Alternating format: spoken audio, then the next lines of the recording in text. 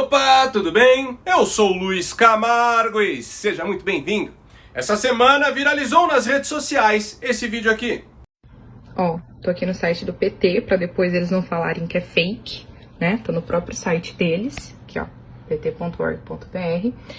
Pra quem ainda tá indeciso, não sabe se vota no Lula, não sabe o que faz, eu tô aqui pra mostrar pra vocês o que eles falam que é a campanha Lula 2022, tá bom? Aqui na 7, rever toda a arquitetura da segurança pública, reorganizar e desmilitarizar as polícias. 8, cessar a guerra às drogas, regular, descriminalizar. Gente, guerra às drogas. Cessar a guerra às drogas. Jesus amado. Desarmar o país, né? De praxe, a gente já sabia. Cadê o do... Aqui, ó. Reverter o encarceramento em massa de pretos e pobres, a começar por desencarcerar milhares de presos provisórios. Eu não vou falar nada, eu não vou fazer comentário nenhum. Eu tô lendo o que tá no site do PT e você tira suas próprias conclusões. Essas são as diretrizes propostas pelo PT no Encontro Nacional de Direitos Humanos, que inclui descriminalização das drogas, desencarceramento de presos, desmilitarização da polícia, entre outras sandices. O que não é novidade, essas sempre foram pautas defendidas pela esquerda mundial. Nós vamos promover o desencarceramento de pessoas que cometem pequenos delitos, que é hoje o maior contingente de prisioneiros. Fim da polícia militar não acabou. Tem que acabar. Eu quero o fim da polícia militar. É bom só lembrar isso. A gente vive a nossa polícia não foi reformada. A nossa polícia é a mesma. Sempre teve uma ditadura e a polícia não trocou. E isso daí não deixa de ser vergonhoso. Como é que a gente vai tratar a questão de droga nesse país? Como é que a gente vai tratar? Vai continuar tratando como se fosse um caso de polícia? Só que depois que essas diretrizes viralizaram, inclusive sendo usadas em propaganda de campanha do Bolsonaro, o PT simplesmente apagou do seu site oficial. Afinal, isso é um conteúdo disseminado entre partidários e entre a militância mais aguerrida, em uma eleição presidenciável, em um país cujo povo é massivamente conservador. Esse tipo de informação não convém. O diabo só se apresenta como diabo para os seus adoradores fiéis. Para o restante, ele se passa por anjo de luz. Bom, o Lula até agora não apresentou seu plano de governo. Não disse quem será seu ministro da Economia. Mas em cima de suas falas durante a campanha, podemos tirar algumas conclusões. A madame, ela pode fazer um aborto em Paris. Ela pode escolher Berlim. Ir para Berlim, procurar uma boa clínica e fazer um aborto. Aqui no Brasil ela não faz porque é proibido, quando na verdade deveria ser transformado numa questão de saúde pública e todo mundo ter direito e não ter vergonha. Aqui na América Latina, sabe, a chamada classe média ostenta muito um padrão de vida acima do necessário. É uma pena que a gente não nasce e a gente não tem uma aula. O que é necessário para sobreviver? Tem um limite que pode me contentar como ser humano. Eu quero uma casa, eu quero casar, eu quero ter um carro, eu quero ter uma televisão. Não precisa ter uma em cada sala, uma televisão já está boa. E vamos voltar a restabelecer a nossa relação com a América Latina. E se Deus quiser, vamos criar uma moeda na América Latina, porque não tem esse negócio da gente ficar dependendo do dólar. Estou ouvindo muito desaforo, leio muita imprensa, tem algum setor da imprensa que não quer que eu vote ser candidato, porque se eu votar eu também vou regular os meios de comunicação nesse país. O fato é que tem muita gente que sabe que o Lula foi responsável pelo maior esquema de corrupção da história. O PT roubou, concordo 100%. Mas que não acredita que ele possa fazer uma revolução, implantar uma ditadura comunista e levar o Brasil à bancarrota, nos transformando em uma Venezuela. Afinal, o PT governou por 13 anos e nada disso aconteceu. Além do mais, aqui temos um Congresso que não permitiria qualquer tipo de loucura revolucionária. Só que eu garanto que esse pensamento é um grande engano. O vídeo de hoje é extremamente importante Estamos a 2 dias de decidir entre a liberdade e a completa servidão. Entre dar comida para o nosso cachorro ou fazer do nosso cachorro a nossa comida. Sei que sempre falo isso, mas não é uma mera frase de efeito. É uma realidade que se avizinha. Se o Lula voltar à cena do crime e cumprir o seu mandato até o final, temos tudo para virar uma Venezuela. E eu posso provar. Mas antes é muito importante você já mandar seu like no vídeo e deixar um comentário qualquer, nem que seja só um alô mesmo, pois isso é fundamental para ajudar no engajamento do vídeo. Aproveita também e confere se você continua inscrito no canal, aciona o sininho das notificações e, se for novo por aqui, me dê essa moral e se inscreva no canal.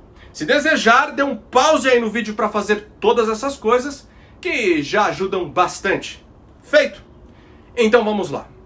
Uma das pautas propostas pelo PT no Encontro Nacional de Direitos Humanos é a desmilitarização da polícia militar. Segundo eles, a desmilitarização tornará a polícia mais eficiente. Seu contingente ficará melhor preparado, diminuindo a truculência e a letalidade no combate ao crime. E os policiais também poderão vislumbrar um plano de carreira mais sólido. Como falei, essa é uma pauta tradicional entre os progressistas. Primeiro, deixar uma coisa clara, desmilitarizar a polícia não é desarmar a polícia, né? O que é óbvio, né? Você não vai dar um estilingue para a polícia e se vira, né? Desmilitarização não tem nada a ver com desarmamento. Vou deixar isso claro, porque essa maldade se produz nos meios de comunicação e na internet principalmente. Não tem nada a ver uma coisa com a outra. Desmilitarizar significa você mudar a Constituição. A nossa polícia hoje ela ainda tem o texto constitucional da época da ditadura. A nossa polícia hoje ainda é pertencente ao Exército. A nossa polícia militar ainda pertence ao Exército, é um braço do Exército, na lei, na Constituição. É isso, tem que acabar. Mas vamos entender o que está por trás dessa proposta, o seu verdadeiro objetivo. Quando essa turma propõe desmilitarizar a polícia, como se isso fosse o caminho para uma polícia mais moderna, eficiente e menos truculenta, na verdade, eles estão tentando criar um exército que possibilite uma retaguarda armada para a instalação de uma ditadura. A lógica é a seguinte: no Brasil, as Forças Armadas é a instituição que em um período de crise serve para manter a ordem e a segurança da população. Sempre que se fala em intervenção militar, é porque estamos em uma situação crítica. Em 1964, o Brasil estava prestes a se transformar em uma ditadura comunista. Então as Forças Armadas entraram em cena para impedir essa tragédia de proporções nacionais. De fato, eles se aproveitaram da situação e estabeleceram por muito tempo um regime autoritário, que eu inclusive sou completamente contrário. Mas na época foi necessário para nos livrar de um regime muito pior. Em 2018, no Rio de Janeiro, as Forças Armadas foram convocadas pelo governo federal para tentar conter a criminalidade que fugia completamente ao controle do Estado. Ou seja, em qualquer situação extraordinária de desestabilização da ordem pública, podemos contar com as Forças Armadas.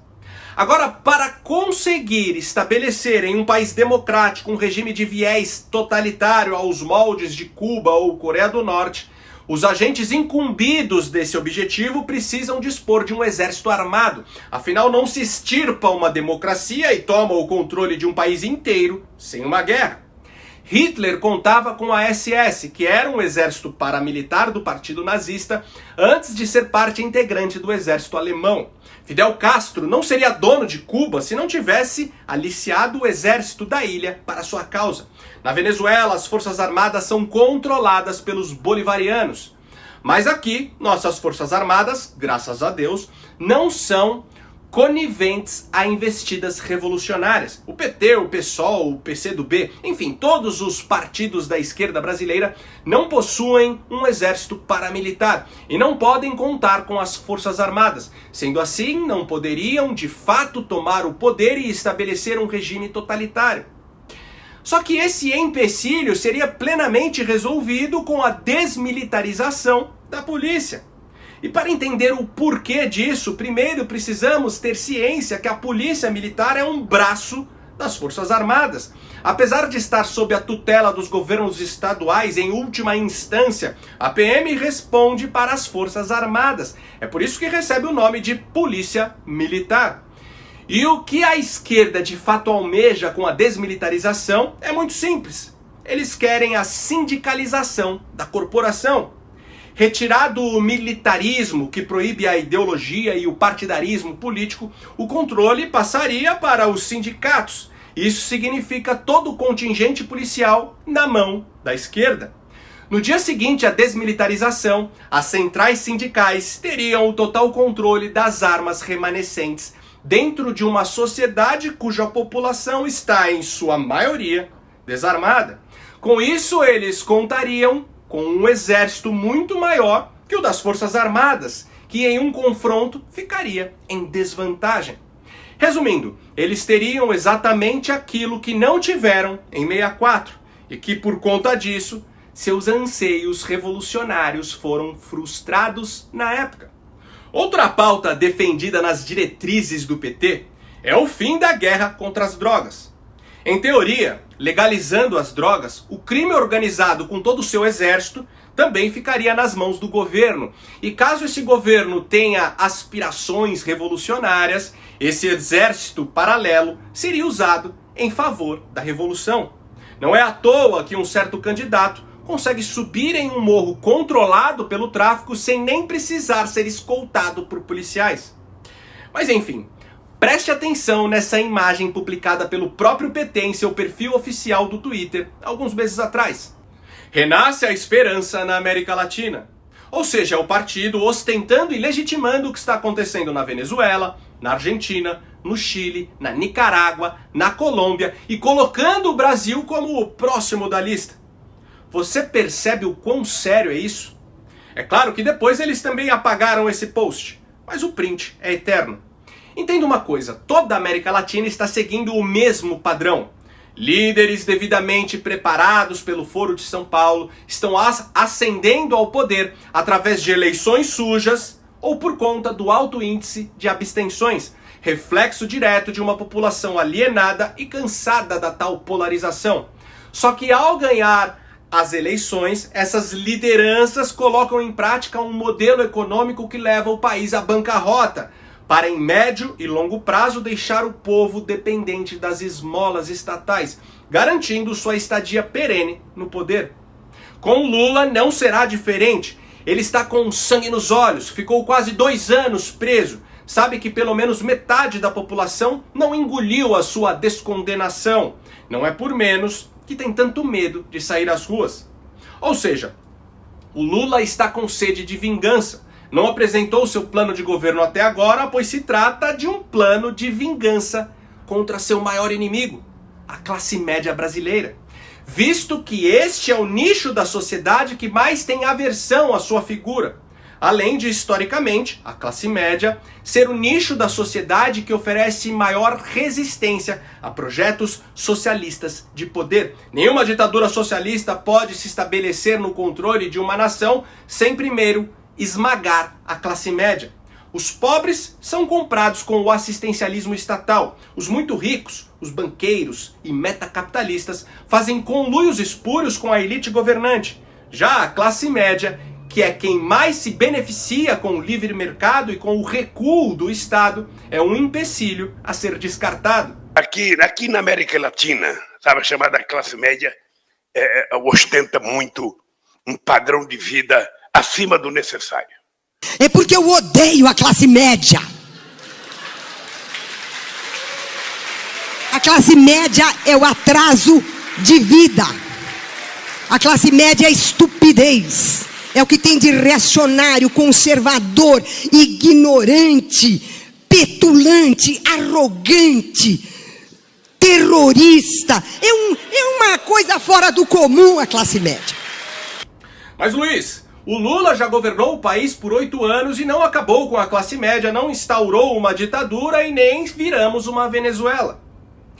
Coloque uma coisa na sua cabeça. Em 2002, o PT tinha um projeto de longuíssimo prazo. Eu diria um projeto de pelo menos uns 30 anos. A revolução que Lula queria implantar era lenta e gradativa. E nos anos 80, ele já falava sobre isso. Carlos, na medida em que a gente tente adaptá-lo à realidade cultural de um povo. Não dá para você pegar o regime cubano, colocar no navio, trazer para o Brasil, decreto-lei número 1, socialismo à la cubana. Não dá certo. Eu acho que ele será demorado, ele será, penoso, mas será nos moldes em que a cabeça do povo brasileiro estiver preparada para implantá-lo. Acredito nisso, trabalho para isso, acho difícil, veja, eu sou tão pessimista que eu acho difícil que mesmo que a gente fizesse a revolução hoje nesse país, depusesse o governo, a gente para implantar esse socialismo levaria quantos 30, 40, 50 anos para implantar num país de tantas coisas como o Brasil. Por isso, ninguém precisa ter tanto medo que não vai acontecer tão imediatamente, tá? Nós precisamos plantar agora para colher daqui a alguns anos. E outra, no projeto inicial lá de 2002, o país não poderia quebrar economicamente, pois precisávamos cumprir o papel de financiar as ditaduras latino-americanas, mais ou menos o papel que a União Soviética exerceu durante a Guerra Fria. Basta ver o quanto de dinheiro através do BNDES foram para Cuba, Venezuela e Nicarágua. Por isso, esqueça o Lulinha Paz e Amor, que sucedeu o Fernando Henrique Cardoso. Esse Lula de 2022 vem para cumprir aquele que sempre foi o seu maior objetivo: tomar o país de assalto e concretizar a revolução.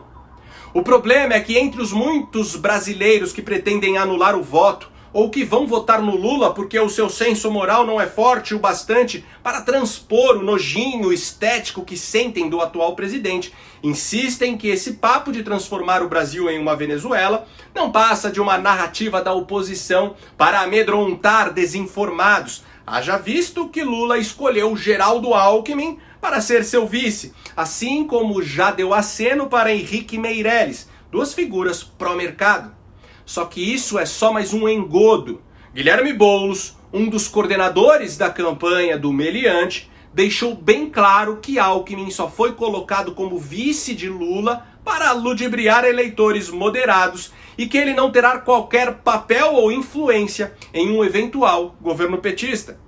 O Alckmin foi posto como expressão de uma frente democrática anti-Bolsonaro. Em nenhum momento as ideias liberais do Alckmin foram incorporadas ao programa de governo da chapa Lula-Alckmin. O invasor de propriedades também ironiza a suposta participação de Henrique Meirelles no plano de governo do PT. Eu acho que bom que o Meirelles se posicione contra o Bolsonaro e a favor do Lula como fez, melhor do que se fizesse o contrário. Mas as posições econômicas que o Meirelles defende são contrárias às posições econômicas que estão no plano de governo do Lula. O plano de governo do Lula é a revogação do teto. O Meirelles fez o teto. O plano de governo do Lula é a revogação da reforma trabalhista. O Meirelles fez a reforma trabalhista.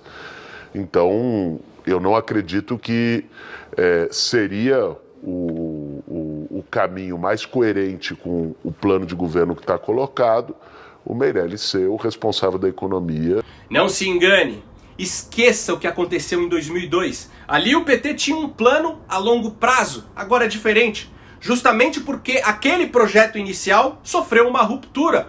Eles não contavam com o impeachment da Dilma. Olha o que o Lula disse ao seu confidente Leonardo Boff, o arauto da teologia da libertação no Brasil. E ele me disse que a gente tem muitos diálogos, que eu, ao chegar à presidência, se chegar pela eleição, é a última chance da minha vida de fazer uma grande revolução.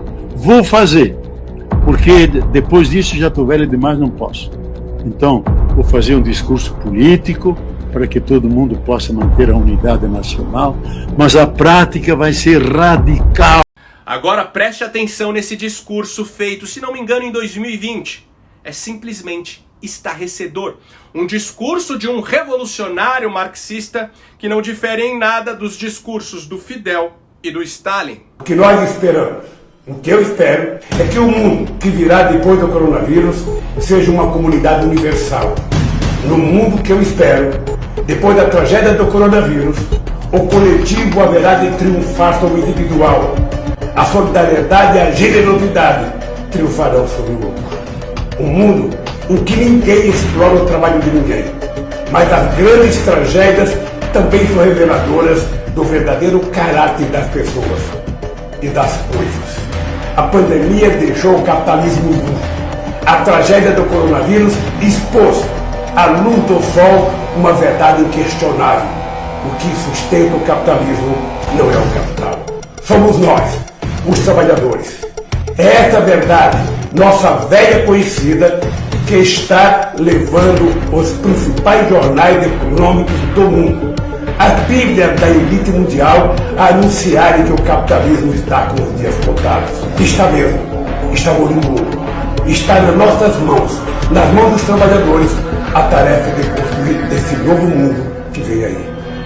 Como brasileiro, tenho a certeza que sairemos dessa tragédia para um mundo melhor, para um Brasil melhor.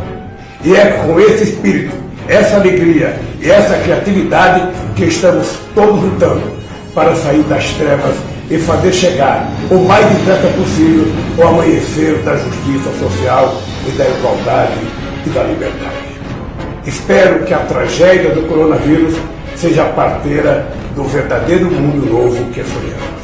Mas aí você pode falar que esse ano elegemos um Congresso mais à direita, que não vai permitir que o Lula faça grandes loucuras.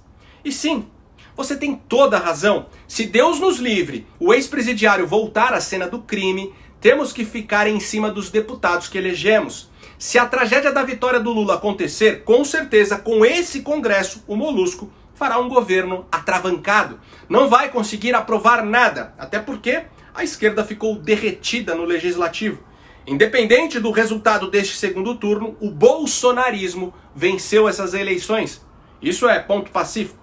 No entanto, esta dinâmica de barrar as loucuras revolucionárias do PT, creio eu, que não vai perdurar por muito tempo, pois na Suprema Corte Lula vai querer indicar mais 2 ministros alinhados com seu projeto de poder, fortalecendo ainda mais o ativismo judicial que é hoje um câncer neste país.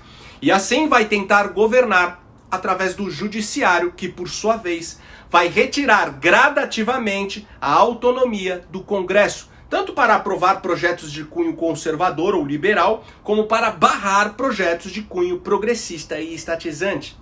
Não esqueça que lá atrás o Supremo foi aparelhado pelo PT e a sua descondenação foi só o primeiro passo de todo esse projeto nefasto que ele quer colocar em prática. A Venezuela só se tornou uma ditadura porque, além das forças armadas cooptadas, a Suprema Corte de lá também minou os poderes do Legislativo. O que poderia conter essa manobra aqui seria o Senado Federal. E essa nova composição tem tudo para oferecer resistência aos togados, assim como para não permitir que o Lula indique mais 2 subalternos na Suprema Corte. Só que a partir do momento que o pinguço ficar engessado na cadeira presidencial e não conseguir estabelecer seus objetivos por conta do Congresso, ele recorrerá à corrupção novamente. Vai encher os bolsos dos parlamentares em troca de apoio. A cleptocracia voltará com força total. O ponto é o seguinte: de fato elegemos um Congresso mais conservador, porém a maioria das cadeiras continuam sendo ocupadas pelos fisiologistas, ou seja, o centrão. E essa turma não tem ideologia. Eles dançam conforme a música. Se o governo estiver à direita, eles vão apoiar pautas de direita. Se estiver à esquerda, vão apoiar as pautas de esquerda. Pois o que querem, em última instância, é se manter no poder. O lema do centrão é dinheiro na mão, calcinha no chão. Resumindo, a tal da venezualização do Brasil em uma possível volta do PT não é uma realidade concreta, mas é um perigo iminente que não pode ser descartado. Se o descondenado voltar ao poder, terá a faca e o queijo na mão para isso. Sendo assim, temos 2 dias para evitar que o mal prevaleça. Bom, como você sabe, no primeiro turno tivemos 5 milhões de votos brancos e nulos e 32 milhões de abstenções. Boa parte dessas pessoas ainda não se decidiram, estão em cima do muro. E segundo estudos, eleitores indecisos escolhem seu candidato justamente nos 2 ou 3 dias que antecedem o pleito, Por isso agora é o momento mais eficaz para focarmos na nossa missão de virar votos. Acredite, agora não existe nada mais importante do que isso. É urgente. Saiba alinhar o seu discurso. Não seja desrespeitoso e grosseiro, mas fale com seus parentes, vizinhos, colegas de trabalho, grupos de WhatsApp. Dissemine os feitos do atual governo. Compare os dados da economia com Bolsonaro e da economia dos governos Lula e Dilma. Mostre os crimes do lulopetismo. Compartilhem esse vídeo à exaustão. Publiquem em todas as suas redes. Compartilhem também esse depoimento da Mara Gabrilli, que o TSE censurou da Jovem Pan. Ronan Maria Pinto, se ele não fosse pago, ele ia entregar o Lula como mentor do assassinato do Celso Daniel. Esse é o teor da chantagem. E o Lula pagou. Como é que alguém que não tem nenhum envolvimento pagaria? O Lula pagou os 12 milhões da chantagem, sim. O Ronan Maria Pinto cala a boca e fica quieto. Ou esse depoimento do capitão do BOPE, que também foi alvo de censura. Muita gente dizendo que CPX é abreviação de complexo, né? Negativo. Não é abreviação de complexo. Tá? CPX significa cupincha, parceiro do crime. Tá? Temos vários policiais honestos no Rio de Janeiro, vários policiais honrados no Rio de Janeiro, que se revoltam com esse tipo de situação. Eu tenho certeza absoluta que se fosse outro candidato naquela condição, ele provavelmente sequer sairia vivo daquele local. Tentem fazer ao menos com que o senso moral existente em todo ser humano prevaleça sobre o nojinho estético que essas pessoas que ainda estão em cima do muro sentem do presidente sem nem saber direito o motivo. Vamos com foco e confiança para que a luz vença as trevas, para que a prosperidade vença a miséria e principalmente para que a liberdade vença a servidão. Que Deus nos abençoe nessa missão. Pessoal, meu canal foi desmonetizado. Eu não ganho mais um centavo para fazer conteúdo. Querem que eu me cale, que eu deixe de abordar os assuntos que eles consideram nocivos. A ideia é que gradativamente os canais de cunho cristão e conservador sejam minados da plataforma. Sendo assim, agora, mais do que nunca, eu só posso contar com você. Se você acha meu trabalho importante e puder ajudar a manter esse canal em plena atividade, contribuindo com qualquer valor, nem que seja com R$1, o link do nosso Apoia-se está aqui na descrição do vídeo ou fixado no primeiro comentário. E por hoje é isso aí. Curte e compartilha ao máximo esse vídeo. Não esquece de deixar aquele comentário esperto para ajudar na relevância. E me segue nas redes sociais, Twitter, Instagram, Facebook e no Telegram, @LuizCamargoVlog. Então até o próximo vídeo. Valeu!